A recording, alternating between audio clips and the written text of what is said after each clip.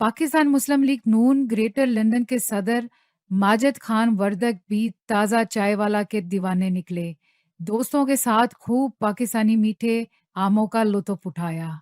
अभी मैं यहाँ मौजूद हूँ ग्रीन लेन के ऊपर, ताज़ा चाय वाला 400 ग्रीन लेन इल्फर्ट। तो ये मेरे एक्चुअली कज़न की शॉप है, हमारा फैमिली बिज़नेस है। तीनों शॉप, ये साथ वाली भी जो खान ग्रोसरी और साथ में खान हलाल बुचर जो है, ये सारे हमारा अपना फैमिली बिज़नेस है।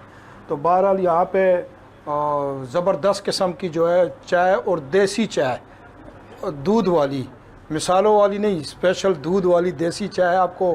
घर के पराठे, फ्रेश पराठे, तमाम स्ट्रीट फूड एशियन जो लोग जो पसंद करते हैं, दही बला हो गया, चाट हो गया, और तमाम इस किस्म की चीज़ें जो हैं यहाँ पे मौजूद आपको मिलेगी इंशाल्लाह।